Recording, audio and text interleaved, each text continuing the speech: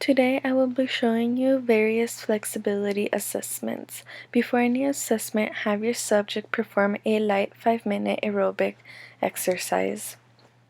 The first test that I will be showing you is the chair sit and reach test. This test is for an older population. What you will need is a 17-inch height chair and a ruler. First, you will place the chair against the wall for stability and have your client sit on the front edge of the seat.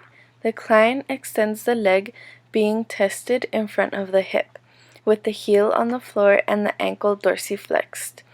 The client flexes the untested leg so that the sole of the foot is flat on the floor, about 6 to 12 inches to the side of the body's midline.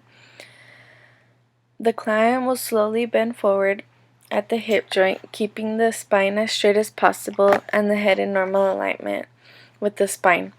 Make sure that the hands on top of each other, palms down. The client will then reach down to the extended leg, trying to touch the toes, and hold this position for 2 seconds. Place the ruler parallel to your client's lower leg and record the measurement. The end of the shoe represents a 0 score. Anything that is reached before the shoe is considered as a minus score, and anything reached beyond the toes are recorded as a plus score. The next assessment is a box sit and reach. For this one, you will need a box that is specially measured to assess the hamstrings.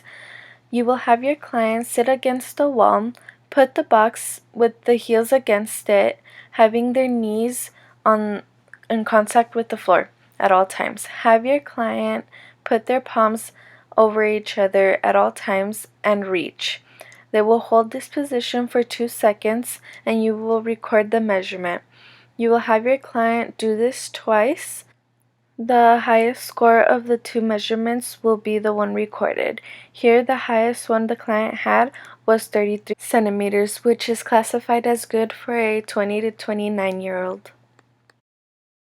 An alternative to measure hamstring flexibility is a V sit and reach or YMCA sit and reach. For this one, you will need a yardstick and tape.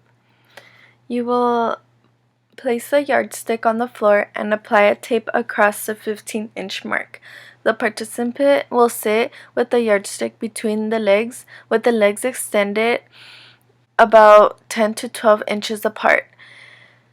The participant will slowly reach forward as far as possible with both hands on the yardstick, holding the position for at least 2 seconds. Be sure that the participant exhales when reaches forward, and have your subject do this twice. You will then record the highest number. Here, my subject had a measurement of 20 inches, which is classified as average for an 18 to 25-year-old. The Thomas test assesses hip flexibility. Have the participant lie supine on the back, on the floor, or on the table. The participant will bring one leg in the direction of the chest, just to the point where the lumbar spine is snug to the floor or the table.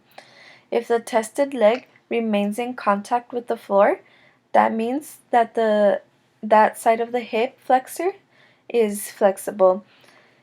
You will do this for both legs.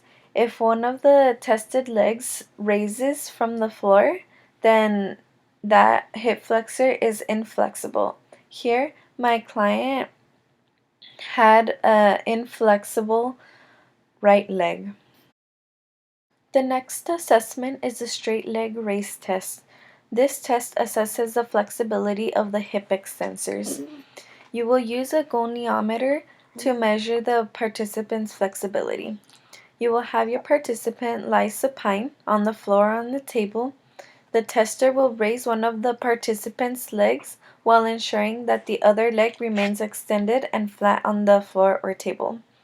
You will then measure the angle of the flexion, the goniometer.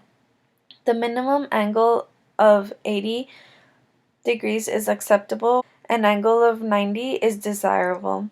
Record the angle and report whether the range of motion is acceptable or unacceptable. Here, my client had an angle of 80 on both legs, which is acceptable.